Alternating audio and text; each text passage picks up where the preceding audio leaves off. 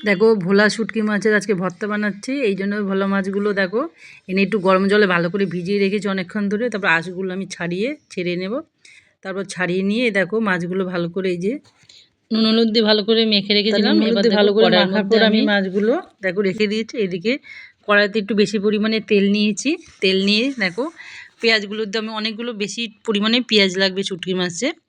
তা অনেকটা পেঁয়াজ আমি কেটে নিয়ে দেখো তেলের মধ্যে দিয়ে দিচ্ছি। তাও দেখো তেল মনে হচ্ছে পুরোটা চুষে নিয়েছে। এবার লবণ দিয়েছি, একটু পরিমাণ মতো লবণ আর হলুদটা দিয়ে দিচ্ছি। লবণ একটু তোমরা একটু দেখে শুনে নেবে, কেন ওই শুটকি মাছগুলোতে প্রচুর লবণ মিশিয়ে তো শোকায়, সেই জন্য। এবার মাঝখানে একটু ফাঁকা করে কিছুটা ভাজা হলে এই যে মাছগুলো নুন হলুদ মাখিয়ে নিয়েছি, নুনটা আমি দিইনি, সামান্য হলুদ আর অল্প লবণও দিয়ে এখানে এবার দেখো মাছটা মাখিয়ে রাখার পর এই যে ওপরে দিয়ে দিলাম।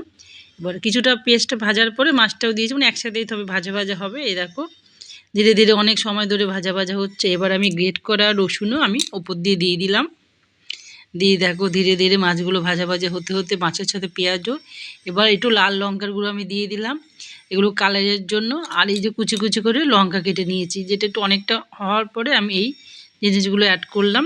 করেই দেখো নাড়াচাড়া করছে, মাছগুলো ভাজা হয়ে যাচ্ছে, আবার খুলে খুলে ওর সাথে মিশে যাচ্ছে।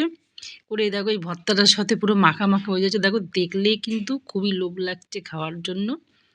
খেতেও হয়েছে দুর্দান্ত খেতে হয়েছে। তোমরা দেখো এরকমভাবে করতে করতে এটাকে যতটা পরিমাণে পুরো শুকিয়ে নিচ্ছি। শুকিয়ে নিয়ে অনেকক্ষণ মানে সময় নিয়ে তোমরা করবে। তারপরে দেখো ভাত দিয়ে একটু ভাত মেখেছি, সাংঘাতিক খেতে হয়েছে।